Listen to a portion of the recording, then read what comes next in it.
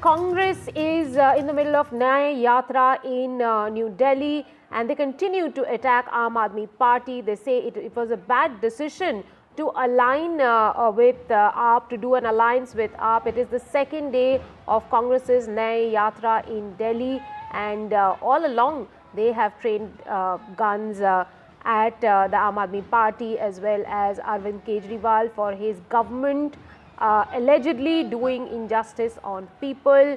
Devendra Yadav of Congress said that the Congress and AAP alliance was a bad decision. Clearly, we can see that the lost grounds in Delhi by the Congress is trying to be regained here, and clearly this is the whole, this whole yatra is against the policies of the Aam Aadmi Party. Lots of questions have been raised here by the people also. Yesterday also we saw top leaders of Congress Party, Ajay Makhan, and also the CM of Himachal Pradesh had come here to participate and flagged off the first day of this Nyaya Yatra. Today is the second day. Now this whole yatra is about set to start from Jama Masjid and roam around in the historical lanes of Delhi. Right now this is at the Jama Masjid, and now clearly we can see that this is the second day and this will go on for a month, and the whole Congress Party will go on the 70 constituencies in Delhi and regain its lost political grounds. With camera person Kamal Kant, this is Anushka Garg for NDTV. We are being joined by the Delhi Congress Chief Devendra Yadav. Sir, आज दूसरा दिन है न्याय यात्रा का, क्या लगता है लोगों के बीच में कैसा संदेश जा रहा है, अब तक कैसा रिस्पॉन्स मिला है?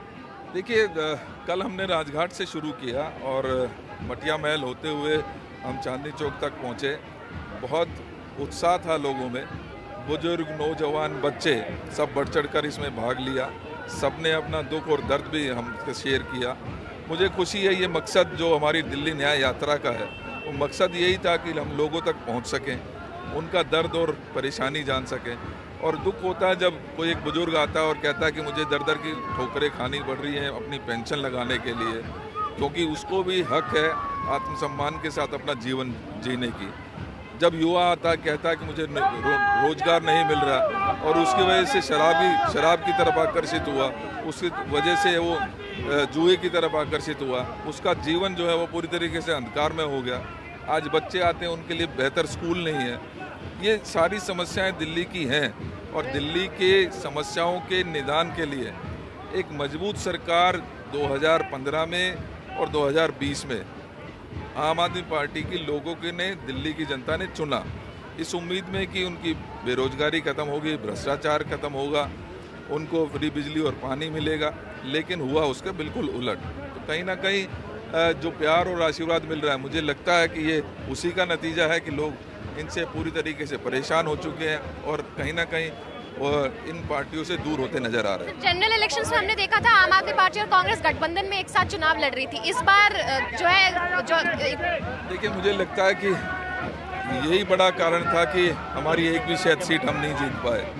मुझे पूरी उम्मीद थी अगर हम अलग अलग चुनाव लड़ते तो निश्चित ही हम कुछ सीटें जीतते, लेकिन आम आदमी पार्टी के जो एंटी इनकम्बेंसी है उसका खामियाजा हमें भुगतना पड़ा, और तभी हमने तय किया था कि आने वाले समय में हम किसी प्रकार का कोई समझौता आम आदमी पार्टी के साथ नहीं करेंगे।